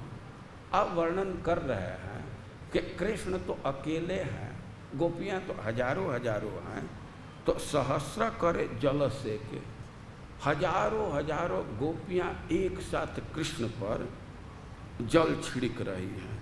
और सहस्र नेत्र गोपी देखे, और गोपियां कई हैं तो हजारों हजारों आँख से कृष्ण का दर्शन कर रही हैं। और सहस्र पद निकट गमन, गोपियां घेर करके कृष्ण को खड़ी हैं और जल छिड़कने के लिए नज़दीक जाती हैं, तो हजारों हजारों चरण से उनके नज़दीक जा रहे हैं। सहस्र मुख चुंबन सहस्र बपु संग में, गोपी नर में सुने सहस्र काने। तो कुछ बात बोल रही हैं और कृष्ण भी उसका प्रत्युत्तर दे रहे, विनोद कर रहे, तो सब गोपियां सुन रही है। कृष्ण राधा लैया बोले, गेला कंठ दग्ध जले, छाड़िला तहाँ जहाँ आगत पानी। तो ऐसे कई एक गोपियाँ हैं, लेकिन जैसे स्थल पर रास कर रहे थे तो राधा रानी को लेकर के अलग चले गए, तो वैसे यमुना जी में भी वे राधा रानी को लिए और कंठ दग्ध, ऐसे इतना कंठ तक जहाँ पानी था तो वहाँ ले गए। और छाड़िला तहाँ जहाँ आगाध पानी, कृष्ण तो खड़े हैं उतने पानी में जहाँ तक कंठ तक पानी है, लेकिन राधा रानी को ठेल दिए अगाध पानी में, जहाँ डूबने भर पानी है उधर ठेल दिए। कृष्ण वहाँ खड़े हैं। तो तेहो कंठधरी, तेहो कृष्ण कंठधरी, भासे जलर ऊपरी, गजो खाते जैसे कमिलिनी। अब राधा रानी तो भय के मारे आकर के कृष्ण के कंठ को ही पकड़ ली, अपने दोनों हाथों से कृष्ण के गर्दन को पकड़ करके झूल गई। और उपमा दे रहे हैं कि राधा रानी वैसे लग रही हैं जैसे कोई हाथी कमल को उखाड़ा हो, अपने सूंड में ले करके जैसे खड़ा हो, वैसे राधा रानी लग रही हैं। तो जत गोप सुंदरी कृष्ण तत रूपधरी, सभार वस्त्र करिल हरणे, यमुना जल निर्मल और अंग करे झलमल, सुखे कृष्ण करे दर्शन। अब इसके बाद कह रहे हैं कि राधा रानी के साथ खड़े हैं, लेकिन इसके साथ ही वे अनेक रूप धारण किए, जितनी गोपियां हैं वह उतने रूप धारण किए, और पानी में डूब करके गए गोपियों का वस्त्र खींच लिए। वे हल्का वस्त्र पहनी थे, बहुत गांठ नहीं लगाई थे, और गए वस्त्र को खींच लिए। अब तो सब गोपियां वस्त्रहीन हो गई। अब पानी में उनका अंग दिख रहा है, छाती दिख रहा है और अंग दिख रहा है, तो कृष्ण उसका दर्शन कर रहा है। पद्मिनी लता सखी चय, कैला कारो सहाय, तरंग हस्ते पत्र समर्पिल। अब यही यमुना जी की महिमा देखिए, यमुना जी की सेवा देखिए कि कृष्ण गोपियों का वस्त्र हरण कर लिया, लेकिन पद्मिनी लता सखी चय, कैला कारो सहाय, तरंग हस्ते पत्र समर्पिल। मैं पहले ही कहा कि यमुना जी का शरीर ऐसा है कि एक जगह स्थिर नहीं रह सकता, द्रव ब्रह्मगात्री, वह लिक्विड बॉडी है उनका, लेकिन उस बॉडी से भी अब कृष्ण की सेवा तो कर ही रही हैं, लीला में भी सहायता कर रही। गोपियों का वस्त्र कृष्ण खींच लिए हैं, लेकिन यमुना जी अपने तरंग रूप हाथ से, लिक्विड बॉडी है तो उसमें जो वेव है, तरंग है, वही उनका हाथ है। और कह रहे हैं कि पद्मिनी लता सखी चय, कैला कारो सहाय, तरंग हस्ते पत्र समर्पिल। जो कमल है, पद्मिनी है, तो मानो वही सखियां हैं। और जमुना जी वे कमल वन से, पद्म के वन से पत्ता ली अपने हाथ से। जमुना जी के धारा से अब प्रवाह से कोई पत्ता टूट गया और वो धारा पर जाते जाते अब गोपियों के साथ पहुंच गया और गोपियां उसको पकड़ ली। उनका वस्त्र तो नहीं है, लेकिन वस्त्र के जगह पर अंग ढकने के लिए कमल का पत्ता मिल गया। तो इसको कह रहे हैं कि अब जमुना जी सहायता कर रही है गोपियों की। देखिए, ब्रज में प्रिया प्रियतम का लीला चलता है और कृष्ण बहुत दक्ष है, लेकिन ब्रज के जो परिकर हैं, जो लीला के स्टाफ हैं, तो अधिकांश राधा रानी के पक्षधर हैं, गोपियों के पक्षधर हैं। वो सब गोपी भाव में है, तो वे लोग गोपियों की सहायता करते हैं। अब हमें बहुत ज्ञान नहीं है, लेकिन एक विश्लेषण कीजिए। भगवान निकुंज की लीला करते हैं तो स्थल पर भी करते हैं, भूमि पर भी करते हैं, जल में भी करते हैं, आकाश में भी करते हैं। तो हम तो यह देखते हैं कि जब भूमि पर है तब तो राधा रानी कुछ नहीं सुनती, अब कृष्ण को एकदम तंग कर देती है। लेकिन ज्यों ही जल में जाने पर अब उनका कुछ बस नहीं चलता। एक कृष्ण को पकड़ने के अलावा कुछ दूसरा बस नहीं चलता। अब आकाश में जाते, झूला पर जाती हैं, तो कृष्ण जब फटेंग मारते हैं तो इतना भयभीत हो जाती हैं कि अब कृष्ण को पकड़ने के अलावा कोई दूसरा चारा नहीं। अब कृष्ण फिर उनको न डरावें तो जो स्टाफ हैं वे राधा रानी की सहायता करते हैं। कृष्ण को हटा करके फिर वैसे झूला करेंगे, राधा रानी फिर भयभीत होंगे। लेकिन तब तक कृष्ण का ही कुछ कंगन है वो राधा रानी के बाल में फंस जाता है, अब वो हटता ही नहीं है, तो राधा रानी को अवलंबन मिल जाता है।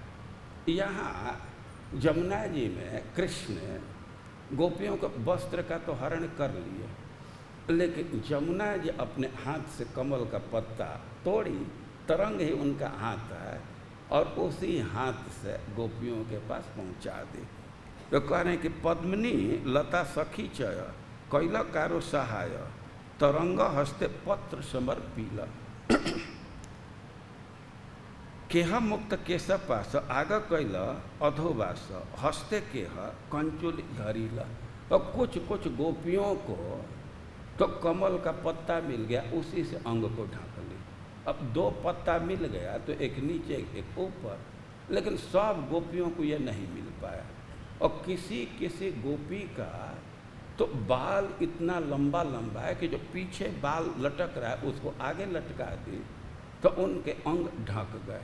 कोई कोई गोपी है तब हाथ से ही कंचुली करके ऐसे हाथ करके अपने अंग को ढक ली। और कृष्ण वस्त्र हरण कर लिए हैं, लेकिन गोपियाँ जैसे तैसे अपने अंग को ढक करके और बाहर निकलने का प्रयास कर रही। अब इधर कह रहे हैं कि कृष्णे न कलह राधा सने गोपीगण से क्षण हे बाब्ज बने गेला लुकाईते। अब कृष्ण तो राधा रानी के साथ कलह कर रहे हैं, उनके साथ उलझे हुए हैं। अब गोपियाँ यह महसूस कर रही हैं कि कमल हम लोगों को पत्ता दे रहा है, पद्मिनी पत्ता दे रहे, तो फ्रेंडली व्यवहार है इनका, तो उन्हीं के वन में हम लोग छिपे, वहाँ छिप जाएंगे तो वे हमारी सहायता करेंगे। जैसे तैसे वस्त्र ढक करके, अंग ढक करके बाहर तो आ गई, लेकिन वस्त्र तो उनके पास है नहीं, तो सोचिए कि थोड़े देर के लिए कमल वन में हम लोग छिपे रहे। वे फ्रेंडली व्यवहार कर रहे हैं, वे सखी हैं तो हमारी सहायता करेंगे। तो जा करके जमुना जी में कमल का वन है, जो बहुत कमल है, उसमें जा कर के खड़ी हो गई। आकंठ बपु जले पैसे मुख मात्र जले भासे पद्मे मुख न पारी चिनीते। वे जा करके कंठ भर पानी में खड़ी हो गई। अब गोपियों का केवल मुख दिखाई दे रहा है कमल वन में, लेकिन अब कमल के फूल भी खिले हुए हैं और गोपियों का मुख भी है। अब दोनों में अंतर ही नहीं लग रहा है कि कौन कमल है कौन गोपी का मुख है, यह कोई पहचान ही नहीं पा सकता। यथा कृष्ण राधा सने कैला जे अछिल मने गोपीगण अन्वेषित गेला।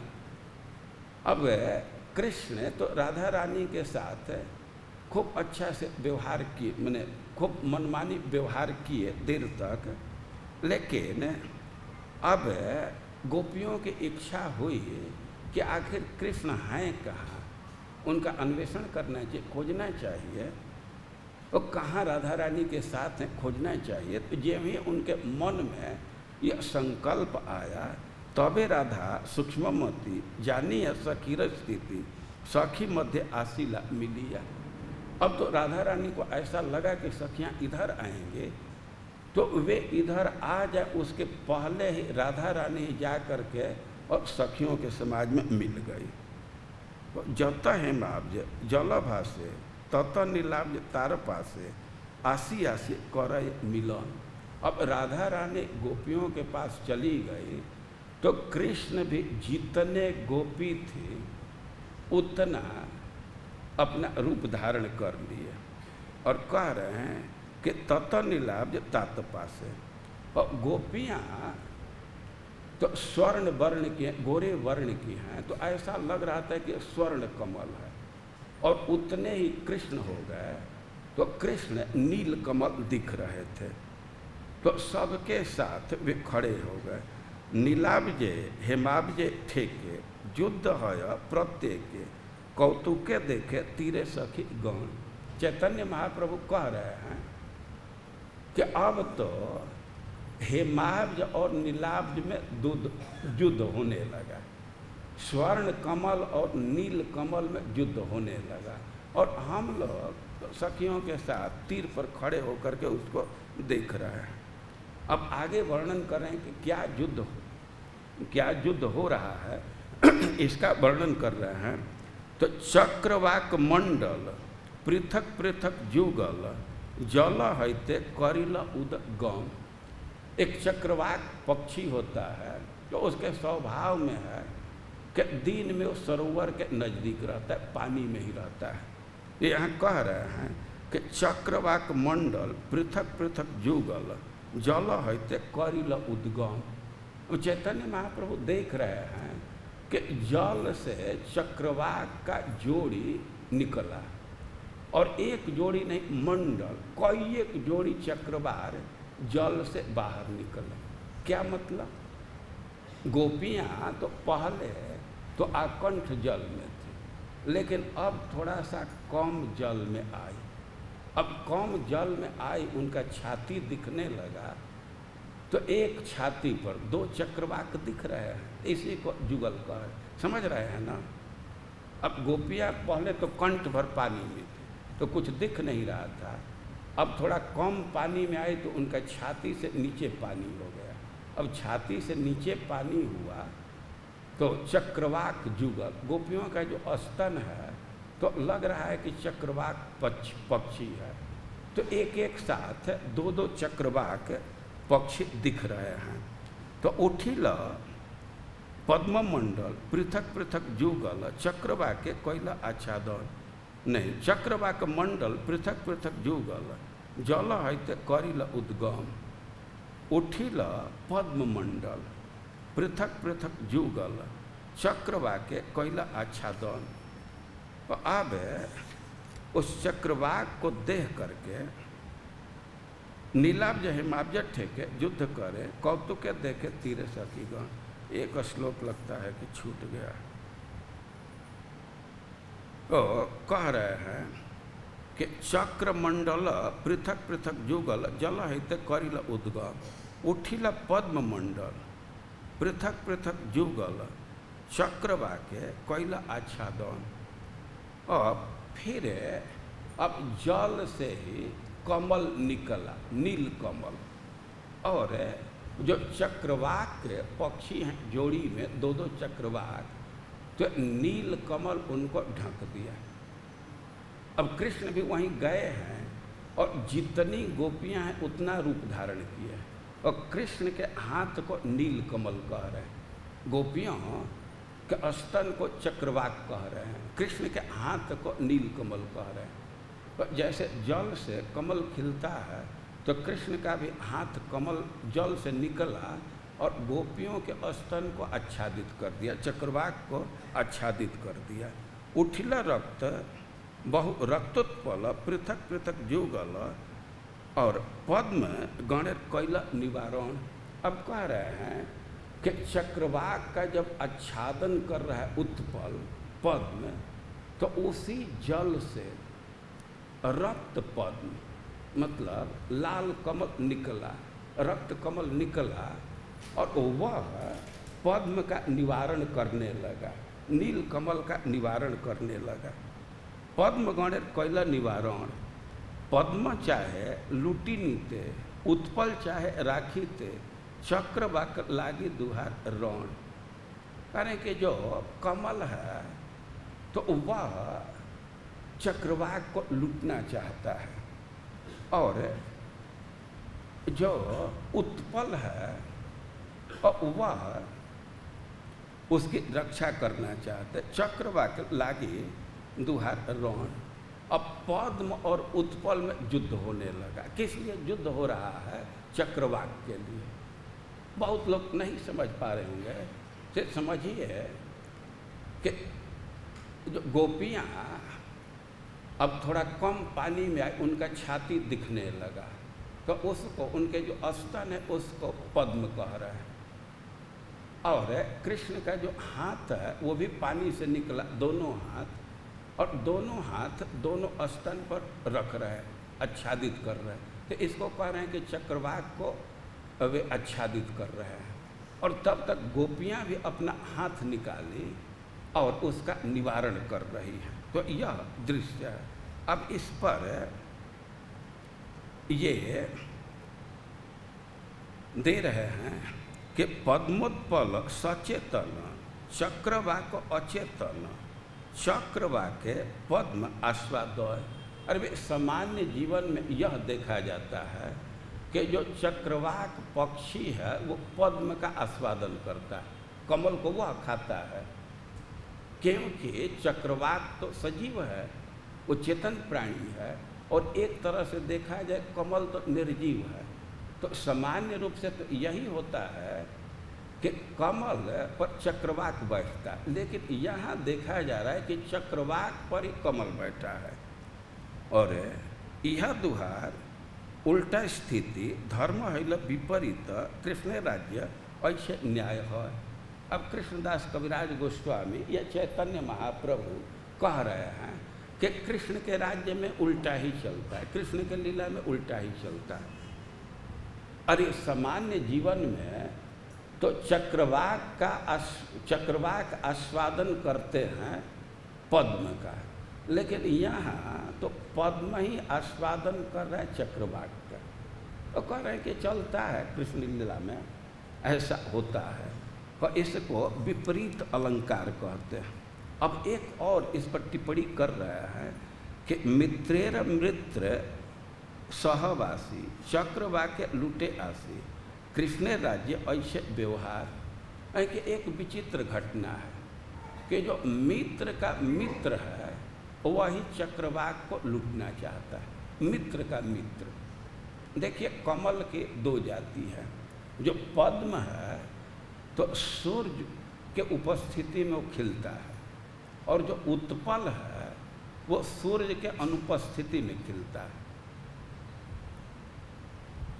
और चक्रवाक पक्षी का स्वभाव है कि वे दिन में ही सरोवर के नज़दीक रहते, रात्रि को घर चले जाते। तो पद्म भी दिन में खिल रहा है, चक्रवाक भी दिन में विहार करते हैं, आस्वादन करते हैं। तो ये तो दोनों मित्र हुए ना, मित्रेर मित्र, सूर्य का मित्र है पद्म, उनका उपस्थिति में खिलता है, और ये भी दिन में ही विहार करते हैं। तो दोनों आपस में दोस्त हो या न हो, लेकिन दोस्त के दोस्त तो हुए। भाई दोस्त के दोस्त भी एक साथ रहते हैं, और वे एक दूसरे की सहायता भी करते हैं।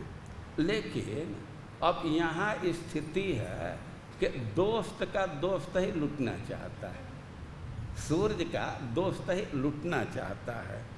और अपरिचित शत्रुर मित्र राखे उत्पल ये बड़ चित्र।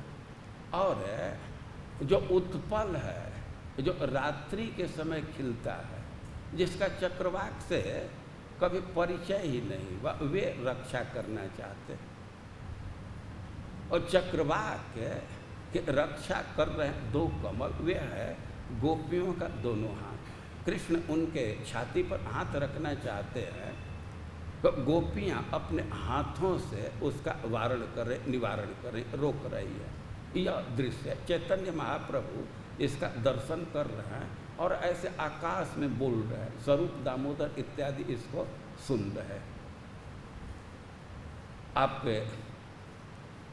गोपी गीत में पढ़ते हैं, अभी चल रहा है ना, प्रणत नहीं विरचिता भयम, बोलिए इस श्लोक, विरचिता भयम विष्णु धूर्जते।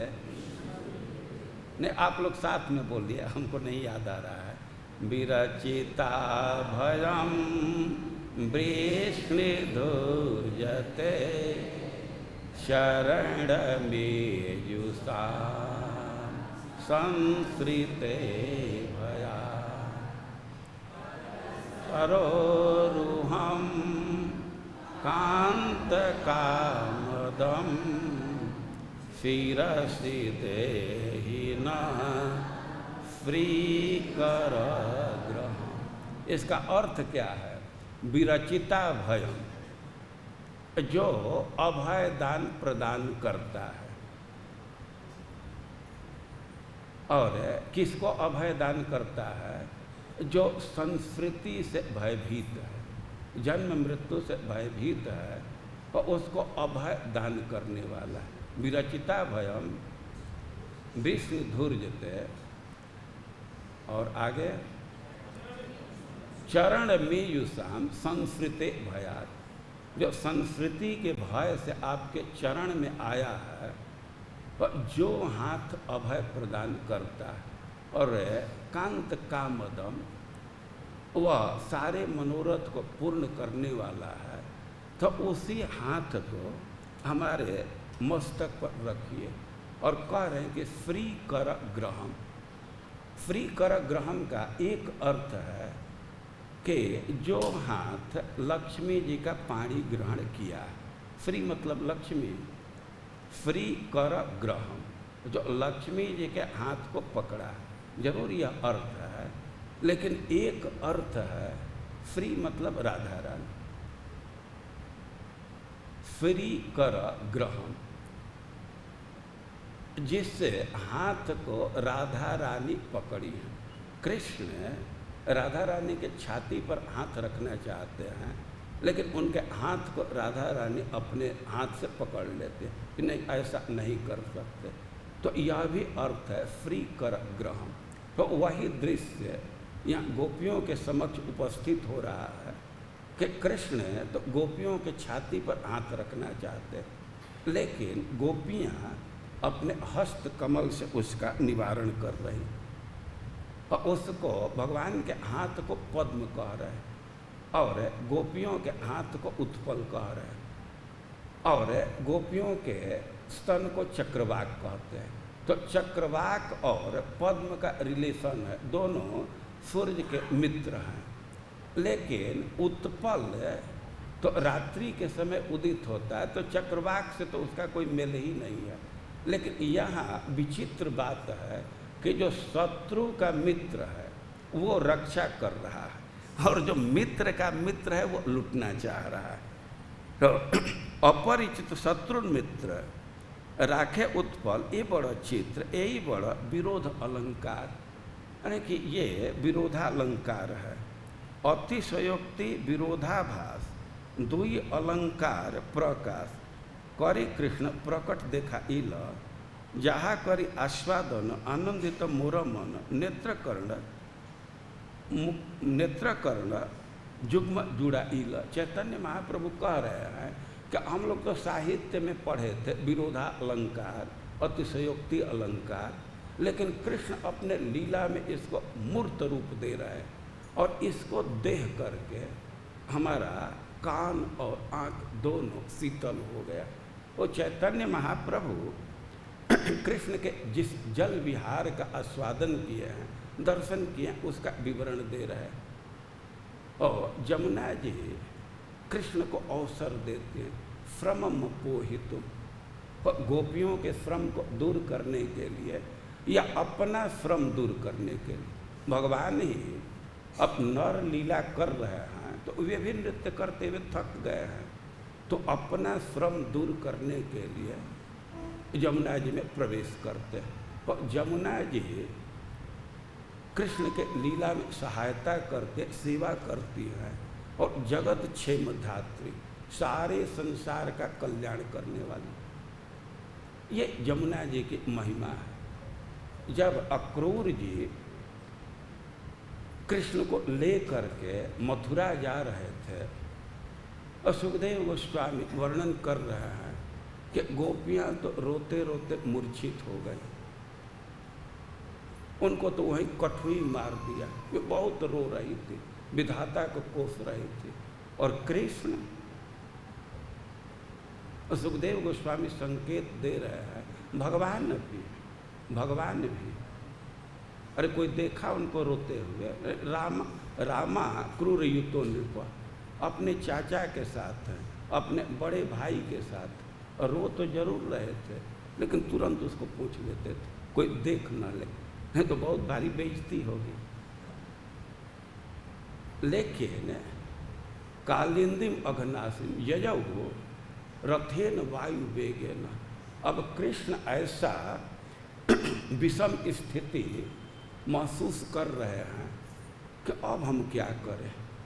ये रथ पर बैठा लिया और गोपियों से दूर ले जाएगा, और कृष्ण बहुत विकल हो रहे थे। जैसे गोपियां दुखी थे और भगवान भी दुखी थे, लेकिन अब भगवान अपना उपाय निकाले कि इस संकट से बचाने वाला अब कोई दूसरा नहीं।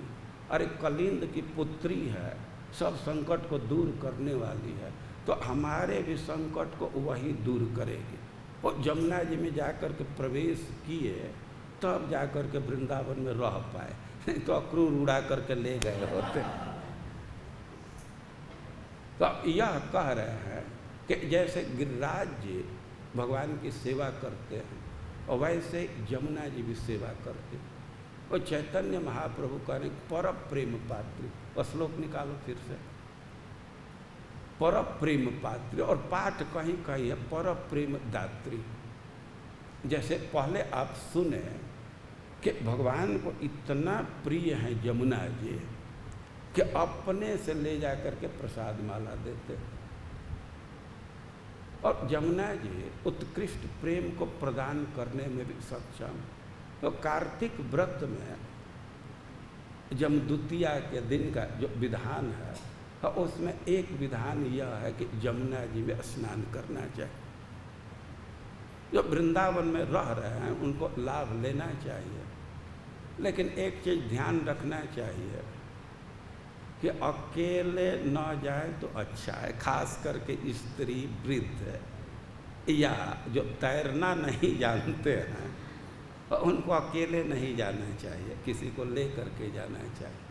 और जो विदेश से आए हैं, अमेरिका से आए हैं, तो और दिन जमुना जाए या न जाए, जमदूतिया को जरूर जाना चाहिए।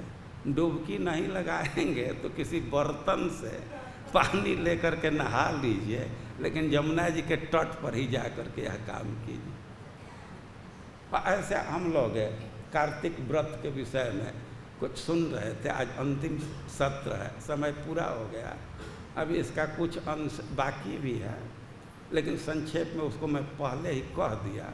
मैं जानता था कि पूरा इस विस्तार के साथ नहीं होगा, तो आगे जो बच गया है कोई अवसर आएगा तो उसको भी हम लोग पूरा कर लेंगे। हरे कृष्ण।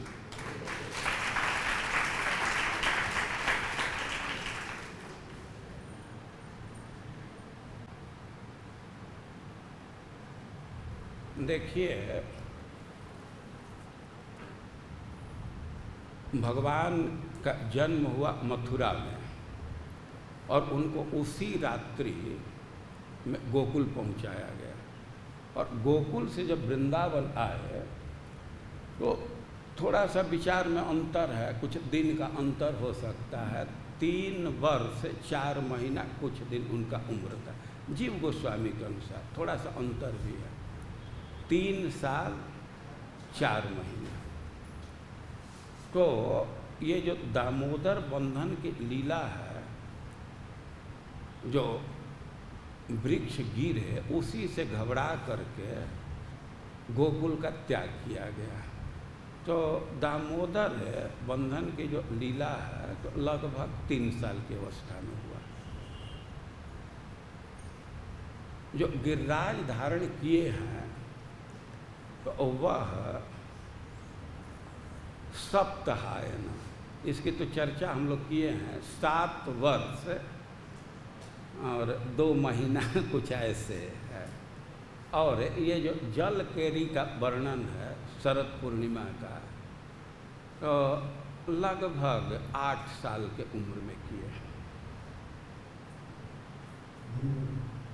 यह उम्र का एक मोटा मोटी हिसाब। ऐसे भगवान के लीला में ये प्राकृत उम्र का, प्राकृत समय का बहुत महत्व नहीं है, लेकिन हम अपने दृष्टि से विचार करें तो यही उम्र निर्धारित किया गया। जगत गुरु श्रील प्रभुपाद की, कृष्ण प्रिय दामोदर मास की।